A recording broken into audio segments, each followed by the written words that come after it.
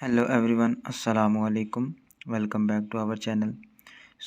आज की इस वीडियो में हम डिस्कस करेंगे हमारे जो रिएक्शन इंटरमीडिएट्स हैं और देन उसके अलावा जो हमारे पास उसकी फर्स्ट जो हमारे पास टाइप होगी कार्बोकेटाइंस। तो ये हमारे दो बेसिक जो हैं वो टॉपिक होंगे आज के लेक्चर के।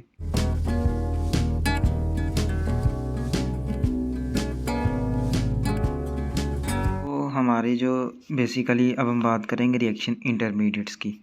तो हमारे जो मेजॉरिटी ऑफ इन ऑर्गेनिक जो रिएक्शंस होते हैं ना, बेसिकली वो प्रोसीड करते हैं एक नंबर ऑफ़ स्टेप्स के थ्रू और उनके अंदर रिएक्शन इंटरमीडिएट जो है वो इन्वॉल्व होते हैं।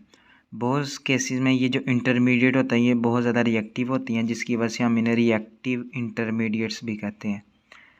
Reactive intermediates. अब ये जो हमारे इंटरमीडिएट है, रिएक्टिव इंटरमीडिएट, इनके स्ट्रक्चर और प्रॉपर्टीज़ को समझना हमारे लिए बहुत ही ज़्यादा इम्पोर्टेंट है। ज़ाहिर सी बात है, हमें उसके इंटरमीडिएट के स्ट्रक्चर और प्रॉपर्टीज़ के बारे में पता होगा, तभी हम उस रिएक्शन के बारे में अच्छे तरीके से जान सकेंगे। तो उसके अलावा अगर हम इन दोनों चीज़ों को अच्छे तरीके से जान लेते हैं, कौन कौन सी चीज़ों को, स्ट्रक्चर और प्रॉपर्टीज़ को, तो उसके नतीजे में फिर हमें जो रिएक्शन का मैकेनिज़्म होगा उसको समझने के अंदर किसी भी किस्म की कोई भी मुश्किल नहीं होगी। इट मीन्स कि ये हमारे पास एक इम्पोर्टेंट चीज़ है, स्ट्रक्चर और प्रॉपर्टीज़ को हम जो है वो अंडरस्टैंड करें। तो आमतौर पे हमारे पास जो रिएक्शन इंटरमीडिएट्स होते हैं ये हाई एनर्जी स्पीशीज़ होते हैं, ठीक है। और ये यूजुअली आइसोलेटेबल, यानी कि इनको आसानी से आइसोलेट नहीं किया जा सकता, लेकिन इनको स्पेक्ट्रोस्कोपिकली डिटेक्ट कर सकते हैं हम। उसके अलावा समटाइम्स इनको केमिकली ट्रैप भी कर सकते हैं। तो इट मीन्स कि ये हमारे पास ये जो रिएक्शन इंटरमीडिएट्स हैं, ठीक है, ये हाई एनर्जी स्पीशीज़ हैं। हाई एनर्जी स्पीशीज़ के साथ साथ ये हमारे पास आसानी से आइसोलेटेबल नहीं होते या आइसोलेबल नहीं होते, लेकिन चंद एक केसेस हमारे पास ऐसे होते हैं जिनके अंदर ये आइसोलेबल आसानी से हो जाते हैं। दैन उसके अलावा हमारे पास जो है ये इनको हम लेकिन इनको अगर चाहे हम क्या कर सकते हैं, हम इनको आइसोलेबल आसानी से नहीं कर सकते, लेकिन हम इनको डिटेक्ट कर सकते हैं। और वो डिटेक्शन के तरीके हमारे पास वो स्पेक्ट्रोस्कोपिकली भी हो सकता है, ठीक है। यानी स्पेक्ट्रोस्कोपी के लिए का जो फिनोमिना उसको यूज़ करके भी हम इसको डिटेक्ट कर सकते हैं। और इनको केमिकली ट्रैप भी किया जा सकता है, यानी कि मुख्तलिफ़ केमिकल रिएक्शन के अंदर ट्रैपिंग के थ्रू हम इनको ट्रैपिंग यूज़ करके हम इनको जो है वो डिटेक्ट कर सकते हैं। ये आमतौर पे हमारे पास जो कॉमन हमारे पास जो रिएक्शन इंटरमीडिएट्स है ना, उनके अंदर जो सबसे जो फेमिलियर है हमारे पास, वो कुछ हमारे पास हैं। कार्बोकेटाइंस हैं, ठीक है, कार्बो एनाइंस हैं, फ्री रेडिकल हैं। फ्री रेडिकल के अलावा हमारे पास कार्बीन्स हैं, नाइट्रीन्स हैं, अराइन्स हैं, या जिनको हम बेंजाइन्स कहते हैं, ठीक है।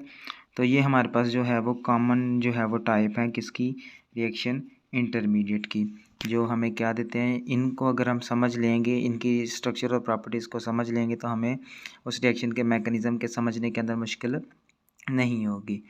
और हमारे पास जो वाइलाइट्स जो और एनामाइन जो होते हैं, ठीक है, ये स्टेपल इंटरमीडिएट्स होते हैं। ये आमतौर के ऊपर जो नए दो नाम हैं, वाइलाइट्स एंड एनामाइंस, ये आमतौर के ऊपर दोनों क्या होते हैं, स्टेबल होते हैं, ठीक है। और इनको आसानी से क्या किया जा सकता है, आइसोलेट किया जा सकता है। और ये जो रिएक्शन इंटरमीडिएट होते हैं ये ट्रांजिटरी एग्जिस्टेंस से होते हैं, ठीक है, और रिएक्शन के अंदर टेक पार्ट करते हैं, ठीक है। जो ही वो बनेंगे ना, तो वो रिएक्शन के अंदर क्या करेंगे, हिस्सा लेंगे।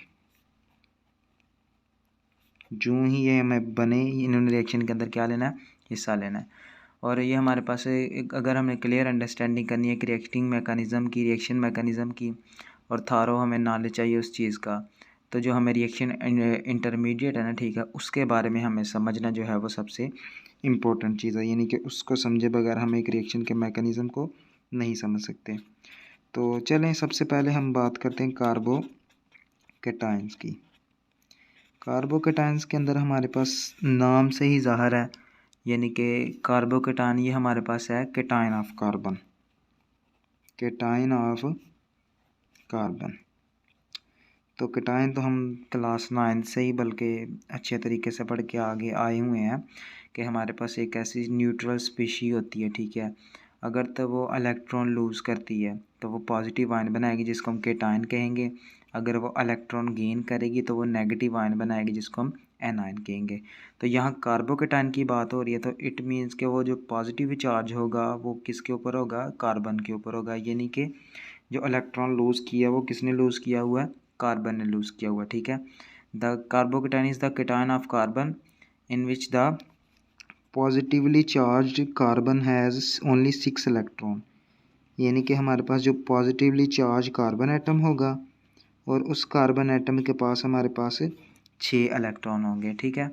तो इसके इर्द गिर्द 6 इलेक्ट्रॉन होंगे। इसका जो जनरल फार्मूला वो हमारे पास होता है R3C+,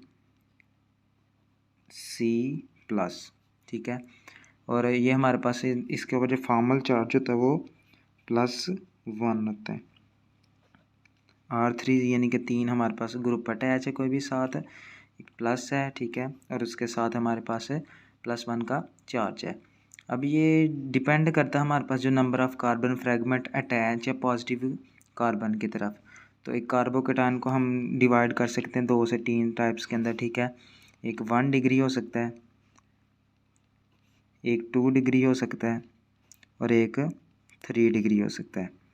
1 डिग्री हमारा होगा प्राइमरी कार्बोकैटायन, ठीक है। 2 डिग्री वाला होगा हमारा सेकेंडरी कार्बोकैटायन, जबकि 3 डिग्री वाला हमारा होगा टर्शरी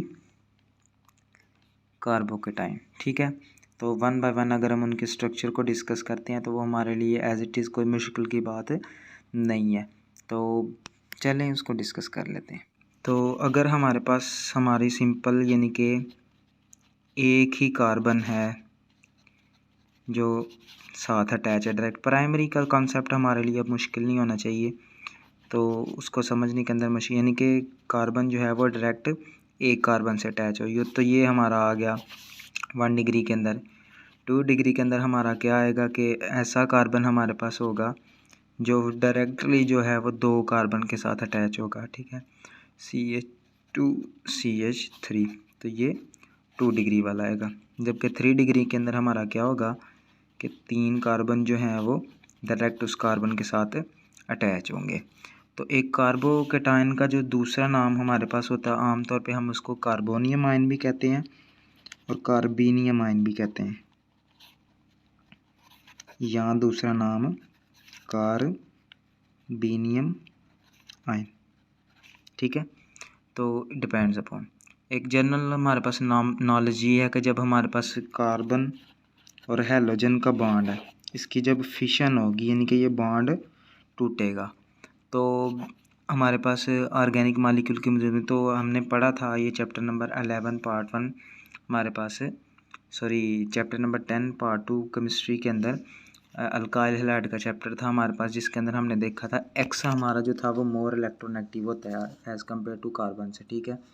तो वो क्या करेगा हमारे पास बॉन्डिंग इलेक्ट्रॉन पेयर को अपनी तरफ ले जाएगा, ठीक है, और पॉजिटिवली चार्ज पीछे कार्बन छोड़ देगा। तो इट मीन्स कि इसके पास नेगेटिव चार्ज आ जाएगा, ठीक है। तो एक आयन जो पॉजिटिव चार्ज बेयर कर रहा है वो हमारे पास क्या होगा, वो वाला आयन हमें प्रोडक्शन होगी उसकी। तो वही जो हमारे पास होता है आयन उसको हम कार्बोकैटायन कहते हैं। हम एक क्या करते हैं कि फॉर्मल स्ट्रक्चर से देख लेते हैं। ये हमारे पास एक फॉर्मल स्ट्रक्चर है, ठीक है, हेट्रोलिटिक फिशन हो रही है और उसकी मौजूदगी में हमारे पास क्या होगा कि ये एक्स अपने इलेक्ट्रॉन लेके चला जाएगा और उसके नतीजे में हमारे पास यहाँ पे एक पॉजिटिव चार्ज वाली स्पीशी बच जाएगी। इसी स्पीशी को हम क्या करते हैं, कार्बोकैटायन कहते हैं। तो ये हमारे लिए इतनी कोई मुश्किल बात नहीं है, ना ही ये लफ्ज़ हम पहली दफ़ा सुन रहे हैं। तो जिनके लिए तो क्वाइट न्यू है वो चीज़ लफ्ज़ नहीं है, हाँ उसका कॉन्सेप्ट नहीं हो सकता कि ये किस तरह का प्रोसेस है, कौन कौन से सिनेरियो से गुजर के जाएगा, इसकी स्टेबिलिटी वगैरह क्या होगी। बहुत सालों तक ये स्पीशीज़ को हम कहते थे कार्बोनियम आयन, ठीक है, यानी कि स्टार्टिंग के कई सालों में इसका नाम जो था वो था कार्बोनियम आयन, कार्बोकेटाइन का। लेकिन अब इनको रेफ़र किया जाता है कार्बोकेटाइन। कार्बोकेटाइन हमारे पास इस तरह डिफ़ाइन किया जाता है, ऐसा कार्बन एटम जो हमारे पास ट्राईवेलेंट हो, ठीक है, और उसके पास इवन नंबर ऑफ इलेक्ट्रॉन और उसके पास पॉजिटिव चार्ज हो। 3 तरह की जो है वो उन्होंने शराइत रख दी हैं। यानी कि एक हमारे पास कार्बोकेटाइन है, वो कार्बन एटम जो हमारे पास हो ट्राईवेलेंट,